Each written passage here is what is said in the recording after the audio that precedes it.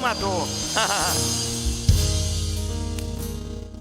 A barreira foi quebrada, a inimizade foi rompida.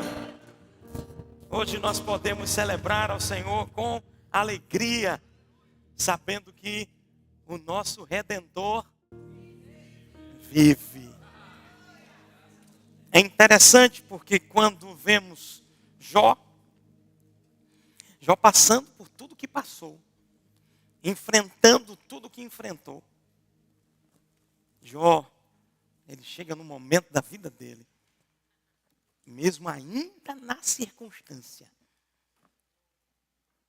ele contemplou uma redenção, um tipo de redenção para a sua vida. E ele diz: eu sei que o meu Redentor vive. Ele vai se levantar, ele vai se manifestar ao meu favor. Amado, se Jó, que via a sombra, pôde no meio da circunstância reconhecer e, detalhe, ter sua sorte mudada numa superior aliança, irmãos. Será que não será superior também à operação?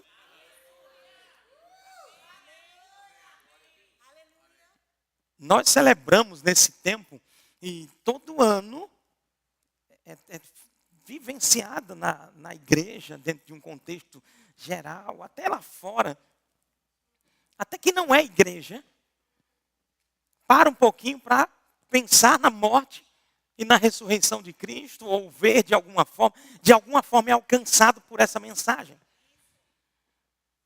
Vimos produções cinematográficas acontecendo durante muitos anos, onde a morte de Cristo ela é e foi retratada nas telas e que chocou todo mundo, né? Quem não ficou chocado diante daquele filme que alguns anos atrás, A Paixão de Cristo, com Mel Gibson, né? Que foi daqui, né? Teu conhecido? Amigo de Brad. Que alegria, Brad. Taylor e Rosa também aqui também, né?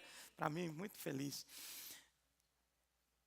E ali muitas pessoas ficaram chocadas ao ver a paixão de Cristo.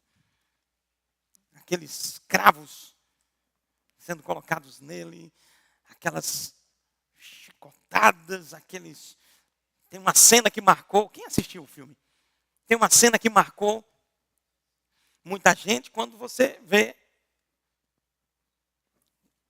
a pele sendo arrancada, dilacerado ali pelos instrumentos de tortura tão bem utilizados por Roma, porque Roma sabia muito bem como utilizar. Vou dizer para você, eu como historiador, eu posso te dizer que eles eram peritos em utilizar aqueles instrumentos. E o mundo olha para essas imagens e eles têm uma parte dessa história. Eles não conseguem ainda entender a dimensão plena e muitas vezes eles ficam apenas no sofrimento. O que não é errado é entender o sofrimento de Cristo, até porque ele pagou o preço e sofreu. Mas, amados, é muito bom quando nós nos debruçamos nas Escrituras. Quando nós passamos a entender pelos princípios da palavra o que é que aconteceu na cruz do Calvário. Quando a gente passa para olhar um pouquinho mais amplamente, subir um pouquinho mais a montanha. Eu não sei se você sabe, mas quando a gente sobe mais alto um pouquinho na montanha, a gente consegue ter uma visão do todo melhor. Quando você sobe no avião, você consegue ver toda aquela conjuntura daquela cidade. Quando nós subimos um pouco mais e buscamos nas Escrituras, nós vamos observar que é muito mais profundo.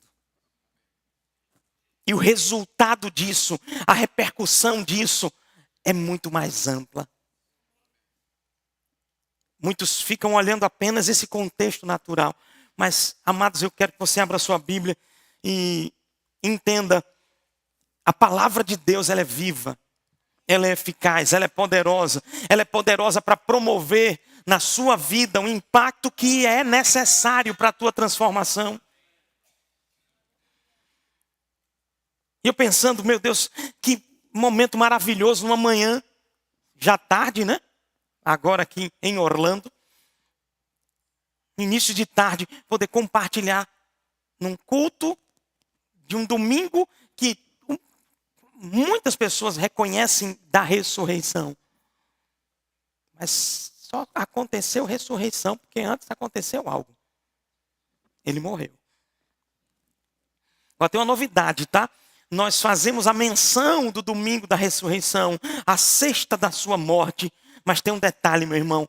Ele já morreu, não precisa morrer mais.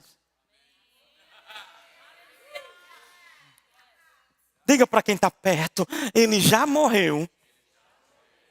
Uma vez por todas. Ele não morre mais. Ele é rei dos reis, ele é vivo, ele é poderoso. Então eu não venho para um culto como esse pensando, meu Deus.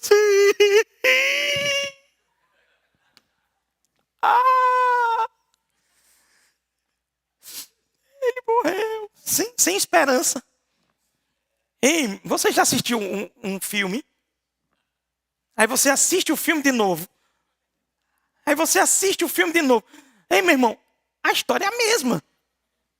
Quem está comigo? Ele já morreu. Ele não vai morrer mais. Ele é vivo, ele reina. Nós não estamos aqui celebrando aquele que está na cruz do Calvário. Não, ele esteve na cruz do Calvário. Ele ressuscitou. Ele é a base da nossa vida, da nossa fé, de tudo que temos. E eu vou dizer uma novidade para você. Não são carros, não são casas, não são as coisas materiais que são a base da nossa fé, meu irmão. Tem muito crente vivendo sua vida. A minha fé é para conquistar isso, é para conquistar aquilo. Ei, meu irmão, isso é detalhe. Isso é um mimo. Um mimo. Toma aqui.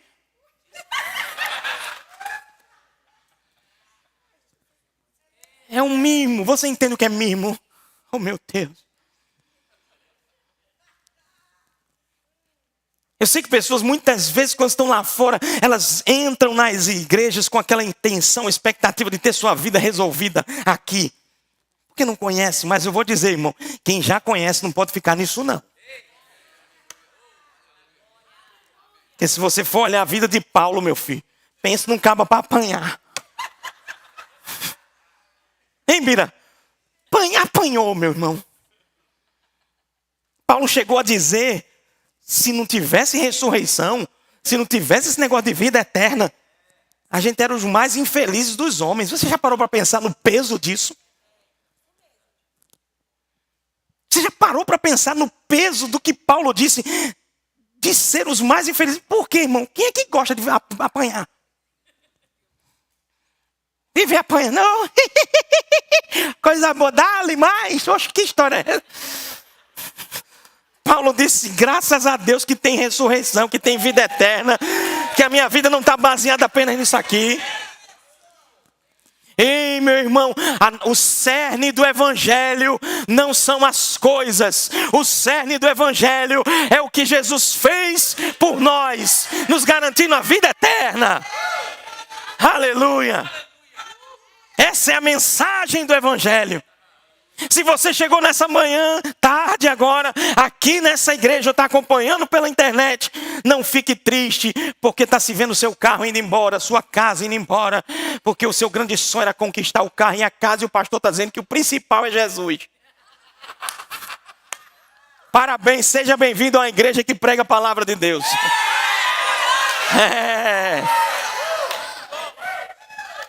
Seja bem-vindo a um lugar que vai te falar a verdade. Porque ainda que a figueira não floresça, que o carro não venha, que a casa não aconteça. Abacuque, ele diz, ainda que a figueira não floresça, ainda que meus planos não aconteçam como eu estava pensando. Quem aqui já fez algum plano? Meu Pai Celeste. E aí você fica naquela expectativa, até hora, até de, já deu certo, Deus é bom. Já deu certo, aí, então chegou o dia. Aí você olha, não foi como pensava. Aí fica aquela coisa vindo, aquela perguntinha vindo, mas Senhor, eu não orei. Ninguém passou por isso. Ninguém passou por isso. Eu não orei. Mas aí, meu irmão, quando a gente entende a verdade, a gente deve trazer no nosso coração, ainda que a figueira não floresça, ainda que não haja fruto na vide, ainda que o produto da oliveira minta, ainda que nos currais não haja gado. Meu Deus, olhar o curral e não ver gado é uma tristeza, meu filho. Eu não sei, porque o varão já teve gado, não? Teve, não? Então é por isso que ele ficou mais tranquilo assim, ó. Eu falando, ainda que os currais não haja gado, o irmão assim, normal. Mas diz isso para um rapaz que cuida de gado. Você chegar lá e não ver gado mais nenhum, meu filho, cadê os boi? Um dia eu fui visitar uma família que estava passando um momento difícil. E eles tinham uma loja e eles me mostraram, gente. Foi triste. Me mostraram como é que estava o estoque da loja deles. Uma área muito grande, uma área de estoque muito grande, não tinha nada. Nada. Eu vou dizer para você, meu irmão. Meu Deus, é triste ver uma situação dessa.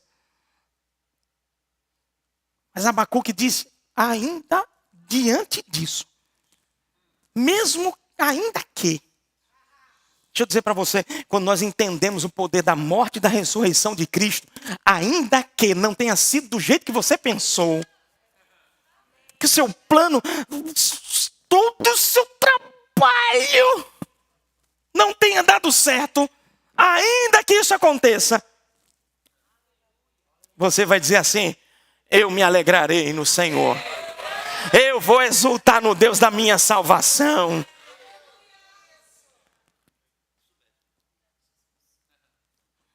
Não tem como eu não pensar na vida cristã e olhar para os cristãos primitivos que tiveram as suas vidas, muitas delas ceifadas por causa do Evangelho.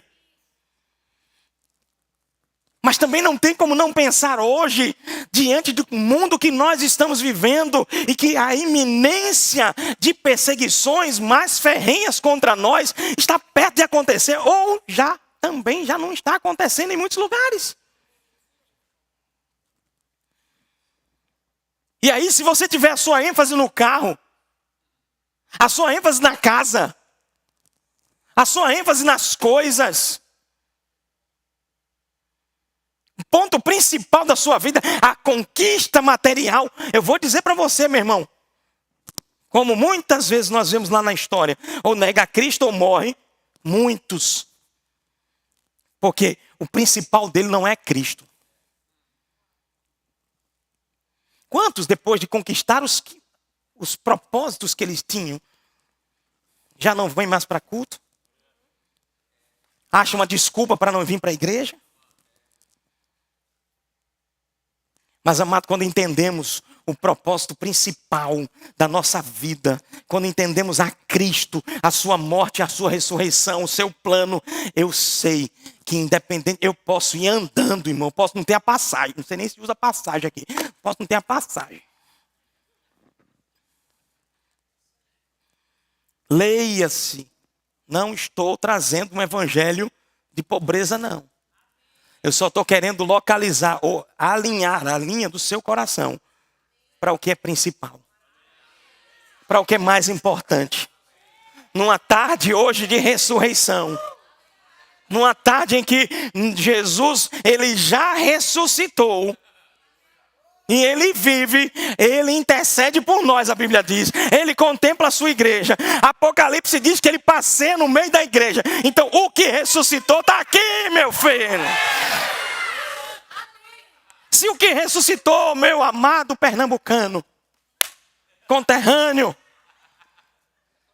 se ele está aqui, eu preciso ligar o meu coração ao que é mais importante. Eu já me reuni como igreja na praça, porque não tinha templo.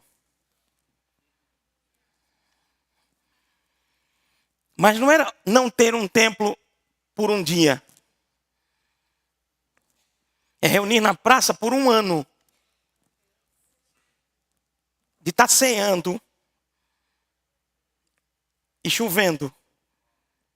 E essa cena eu nunca mais esqueci. E o pingo caindo aqui no copinho da ceia. E eu não esqueci aquela cena e ver um grupo de irmãos amando a Cristo, sem teto. E não é o sem teto, aquele contexto lá não, no Brasil, não. Sem templo. No sol, quando era escola dominical. Na chuva, quando chovia de manhã, também ou de noite. Ou na lua, quando a gente se reunia à noite. Sabe o que era mais importante para nós? Não era o ar-condicionado. Não era cadeira. Era comer. Se alimentar dessa vida. Mas pastor, hoje vocês têm uma cadeira acolchoada na igreja que o senhor pastoreia. O senhor tem um templo muito grande, um telhado imenso. Sim, meu filho, pelo amor de Deus, né? Aí, Deus vai dar um mimo pra gente, né? É por isso que eu estou dizendo, não estou contra o mimo não, meu filho. Eu estou querendo alinhar teu coração no princípio certo. Isaías capítulo 53. Deixa eu dizer para você. Esse texto curou e cura muita gente hoje. Porque é palavra viva do Senhor. Capítulo 53, verso 4. Diz assim: certamente ele tomou sobre si as nossas enfermidades, as nossas dores, levou sobre si. Quando foi isso? Quando foi isso? Quando ele carregou os nossos pecados, quando ele estava naquela cruz, amado. Mas ele foi transpassado pelas nossas transgressões, moído pelas nossas iniquidades. O castigo que nos traz a paz estava sobre ele, e pelas suas pisaduras fomos sarados. Um dia alguém me disse: ah não, mas essa cura foi só espiritual. Aí quando eu olho a história de Jesus, Emanuel, o Deus presente, curando a sogra de Pedro, ele não curou só o espiritual. Ele curou o natural também. São os mimos. Quando aquela família chega aflita e Jesus diz: ei, mas os cachorrinhos, vocês não podem comer desse pão não. E a família diz o quê? Mas até os cachorros comem das migalhas. Meu irmão, deixa eu te dizer. Quando aquela pessoa disse: ah, os cachorrinhos comem das migalhas, Jesus parou e disse: eita, agora pegou, viu? Porque não se viu uma fé nesse nível aí não. Irmão, ele morreu a nossa morte, não foi para a gente comer migalha. Foi para a gente ter a vida dele dentro de nós. E a sua vida em nós vai produzir tudo aquilo que é necessário. Ele entregou para nós tudo que é necessário para a vida e a piedade. Aí ele continua, ele diz: todos nós andávamos como ovelhas, cada um se desviava pelo caminho, mas o Senhor fez cair sobre ele a iniquidade de todos nós. Isso o filme não consegue mostrar. Isso, a paixão de Cristo de Nova Jerusalém também não consegue mostrar. Só alguns vão entender o que eu estou falando aqui. porque ela só mostra uma parte, mas a Bíblia vai mostrar a profundidade, o propósito maior do que aconteceu. Isso mostra, amado, que Ele quer nos garantir uma vida boa aqui, saúde aqui, mas, amado, Ele vai te dar. Em Cristo Jesus você tem a vida eterna, uma vida espiritual alinhada ao propósito de Deus. Então aproveita os mimos, mas entenda, essa vida, ela excede, ela vai além. Inclusive, ela vai além da morte. Eu faço muito enterro, não sei se você sabe. Eu faço muito enterro, sabia? Quem for meu aluno, quem já foi meu aluno sabe que, né? que eu faço muito enterro. Graças a Deus não são sepultamentos das ovelhas que se congregam lá conosco, na sua grande maioria. Eu já fiz mais de 300 enterros na minha vida. É quase uma congregação maior que essa aqui, já enterra.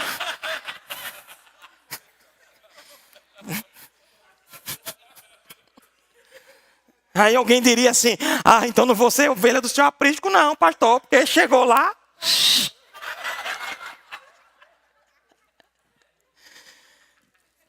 Oxe, não chego nem perto, Campo Grande, onde é? Não vou não.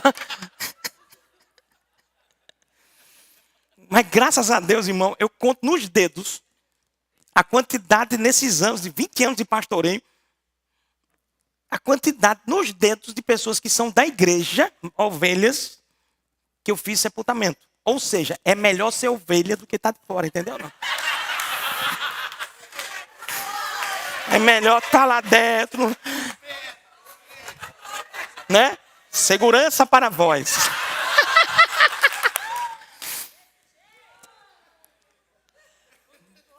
Mas, amado, eu vou dizer para você, o que Jesus garantiu na cruz do Calvário, está lá o caixão, a pessoa está morta lá. O mundo que vê só a paixão de Cristo no filme, e acabou-se. Canta até aquele hino, se acabou. Não é hino não, irmão, fica tranquilo. Mas quem entende aqui, o que Ele fez aqui, nos garante a vida eterna. Aquele que crê em mim, ainda que esteja morto, viverá. Isso mostra o quê? Isso mostra que não é só que não, meu filho. Aquele que crê em mim, ainda que morra, vai viver. Sabe por quê? Porque Ele garantiu. Abra agora a sua Bíblia lá no livro de 2 Coríntios. Depois a gente, se Deus assim permitir, nós voltaremos para Isaías. 2 Coríntios, capítulo de número 5, verso 15. Eu vou ler na King James e também na João Ferreira de Almeida. E depois também na King James Bible.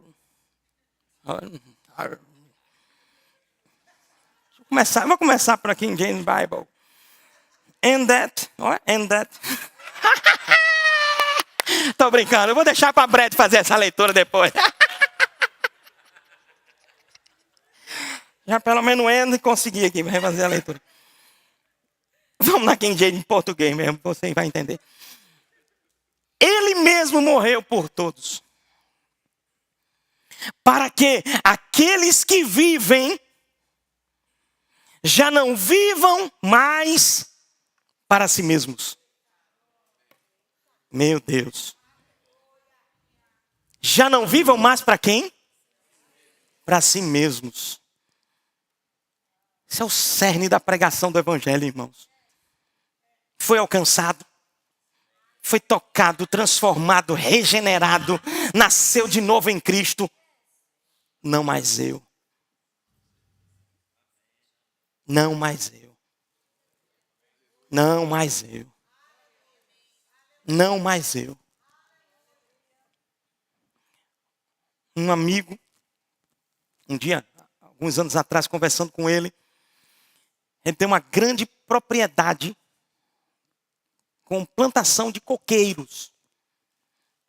E uma pessoa chegou para ele e disse assim: Rapaz, eu consigo fazer algo aqui que você vai diminuir o seu quantitativo de gastos com água para irrigação toda essa área.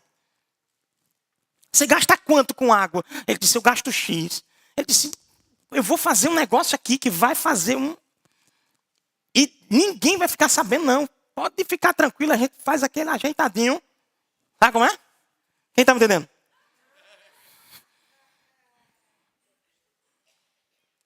Eu vou fazer e eu te cobro bem barato aqui, mas vai te dar um benefício aí, ó.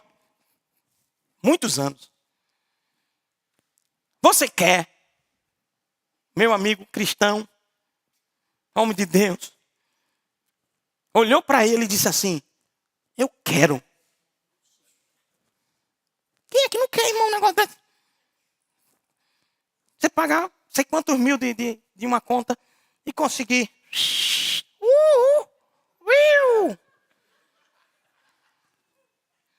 Ele olhou para ele e disse assim, rapaz, eu quero. Mas não posso.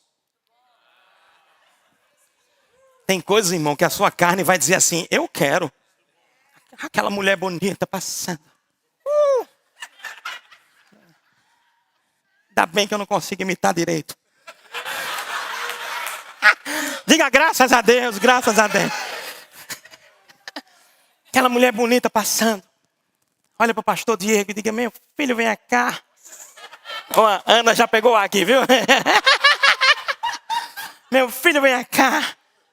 Você quer? Quer não? A Aninha já respondeu por ele. Resolveu. Acabou meu exemplo. Vou mudar de pessoa agora.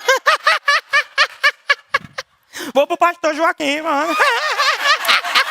Ninguém quer esse exemplo. É outra Ana. É, pronto. É, então tem alguma que não é Ana? Não. Pronto, Anne, pronto. Eu quero, mas não posso. A carne às vezes vai dizer, não vou dizer que ele vai dizer, nem que ele, nem que eu, nem que ninguém, todo mundo aqui.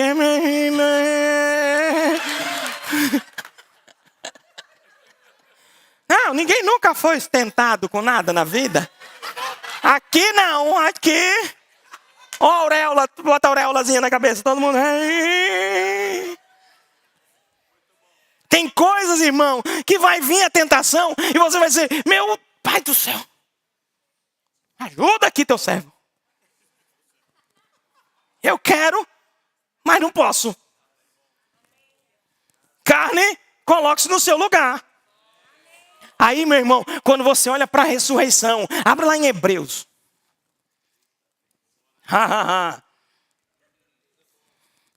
Olha que coisa tremenda. Porque, amado, às vezes nós não temos a dimensão do que produziu para nós de benefício a morte de Cristo e a sua ressurreição. Hebreus, todo mundo abriu? Hebreus capítulo 2, verso 14, diz assim. Visto, pois, que filhos têm participação comum de carne e sangue, destes também ele igualmente participou para que possua o quê? Morte. Mas fala forte, irmão, possua morte. Mexe em quem está perto, diga assim, pela morte de Cristo. Algo aconteceu. Vamos ver o que aconteceu? A Bíblia diz, destruísse aquele que tem o poder da morte, a saber, o diabo. Ou seja, pela morte de Jesus, o diabo foi destruído. Está escrito. Aleluia. O diabo perdeu, irmão. Não vou guerrear para tentar. Deixa eu ver se eu consigo ser mais forte que você. Não, Jesus já fez. Mas, irmão, você vai perceber uma coisa. Olha o que produziu além disso.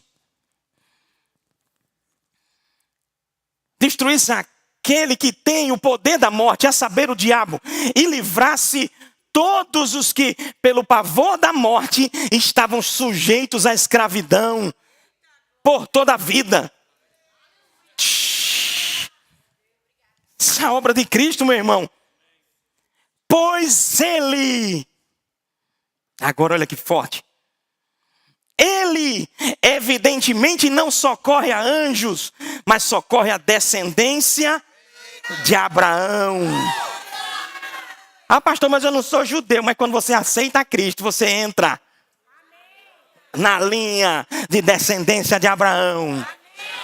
Porque ele é o pai da fé. E nós, os da fé, são também descendência de Abraão.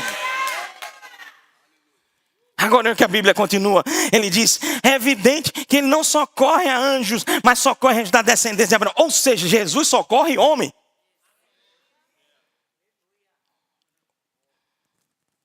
Ser humano. Ele socorre. Por isso mesmo, convinha que em todas as coisas se tornasse semelhante aos irmãos, para ser misericordioso e fiel. Sumo sacerdote nas coisas referentes a Deus e para fazer propiciação pelos pecados do povo, pois naquilo mesmo que ele sofreu, tendo sido o quê? Tentado. Eu quero, mas não posso. Quem está aqui?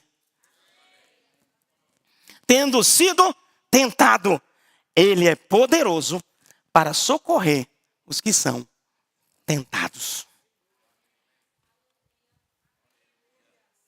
Quem está aqui? Está sendo tentado, meu irmão?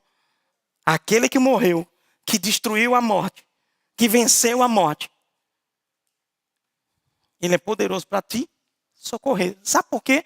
Porque aí eu volto para 2 Coríntios. Capítulo 5. Ele morreu. Por quem? Por todos, ou por todos, para que aqueles que vivem não vivam mais para si mesmos, mas para aquele que por eles morreu e ressuscitou. Na revista João Ferreira de Almeida atualizada, ele morreu por todos, para que os que vivem não vivam mais para si, mas para aquele que por eles morreu e ressuscitou. Amado, a nossa vida já não é mais nossa. Agora, a minha vida não é mais minha, então o meu querer tem que ser o dele. E quando a carne quer se levantar, ele é poderoso para socorrer. Então, Senhor, tu és poderoso para me socorrer. Aquele meu amigo não fez aquela proposta, não foi adiante com aquela proposta, mesmo sendo o quê? Tentadora. Jesus pagou um preço poderoso. Eu quero que você abra lá a sua Bíblia, só para você ter uma ideia. Na sua morte, ele, coisa maravilhosa, Romanos capítulo 14, verso 9. Foi precisamente para esse fim que Cristo morreu e ressurgiu. Sabe para quê? Para ser Senhor, tanto de vivos quanto de mortos. Ele não deixou de alcançar não, irmão. É tanto que a própria Bíblia diz, aquele que, lá em Efésios, capítulo 4, o que desceu, subiu, levou cativo o cativeiro, e olha o que aconteceu depois da sua ressurreição. Concedeu dons. Olha que não ficou só na paixão de Cristo de Nova Jerusalém, na paixão de Cristo do cinema. Coisas poderosas aconteceram após a sua ressurreição, meu irmão. Dons foram concedidos. A quem? A quem? Aos homens.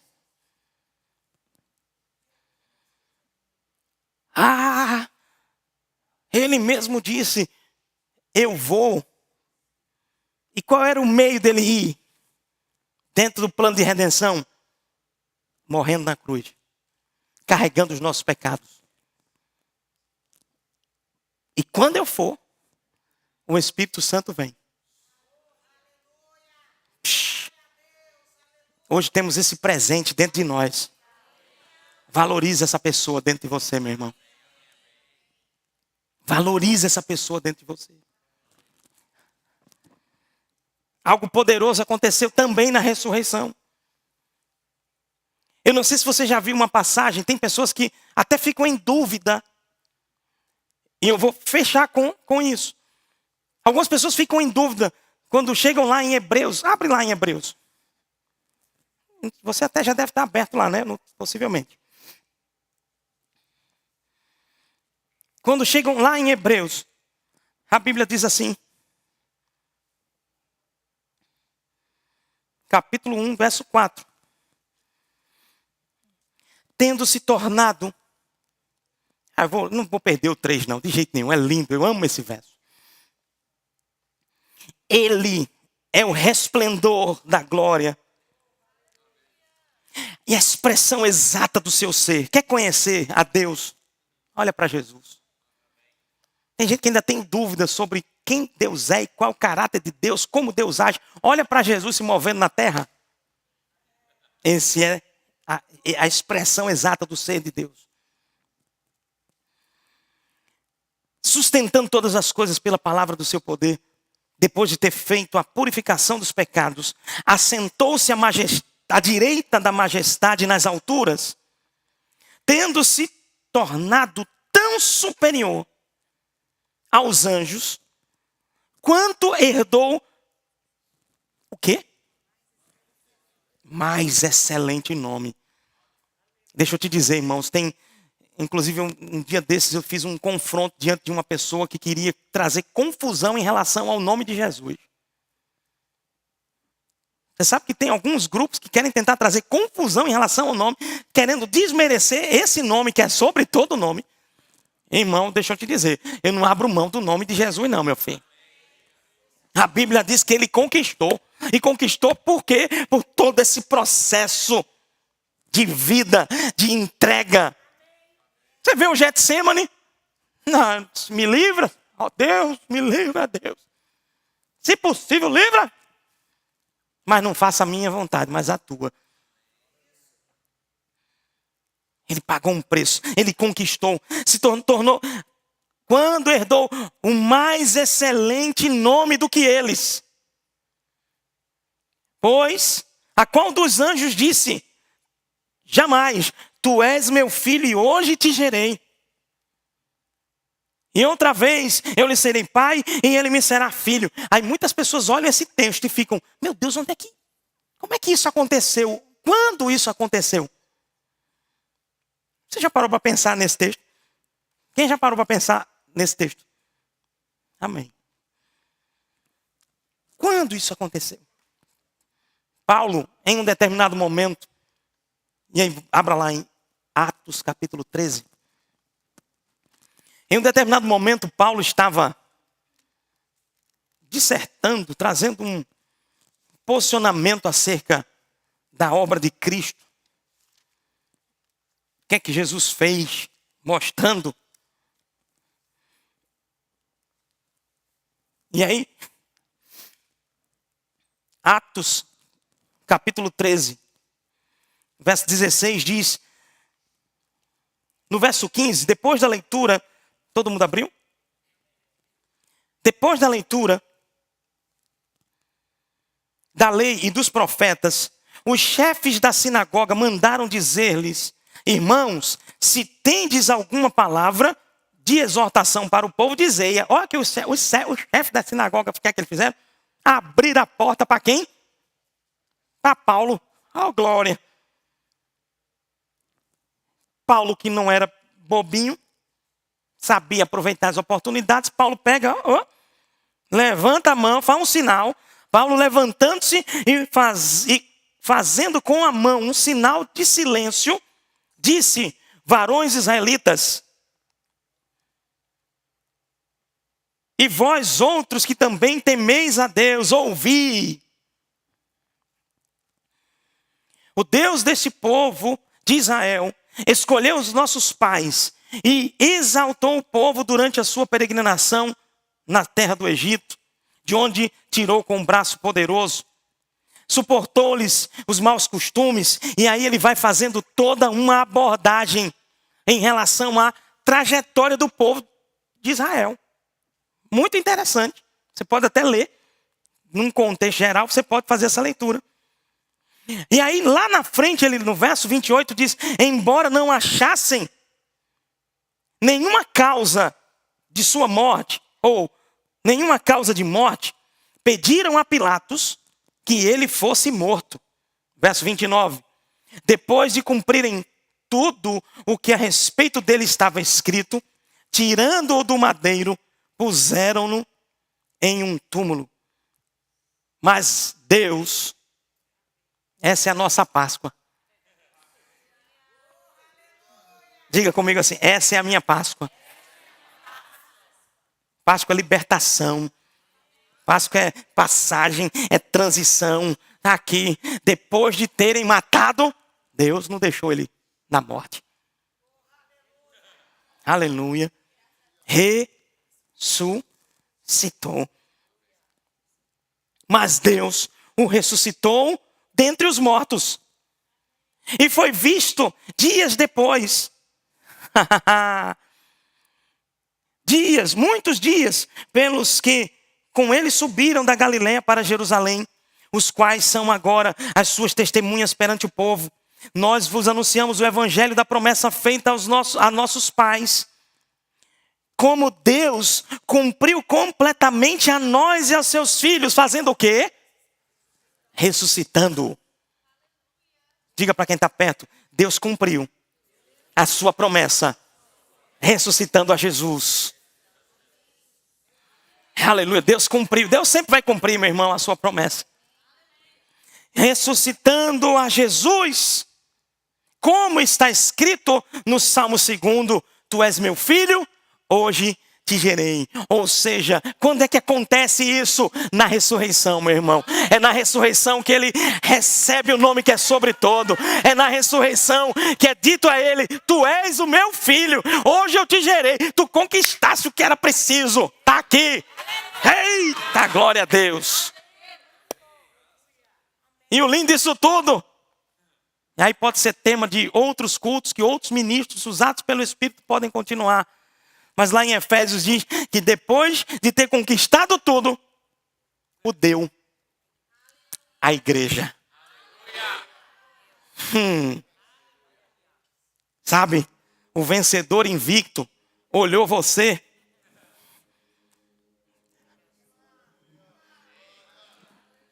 Meio devagar, né? Que estava. Meio alto, meio magro, meio gordo, meio... Não importa. Ele olhou você e disse assim, toma, o que eu conquistei, estou passando para você. Essa é a nossa Páscoa, meu irmão. Essa é a grande conquista do Deus Todo-Poderoso, que cumpriu a sua promessa e entregou Jesus para deixar para nós o livre acesso ao Pai.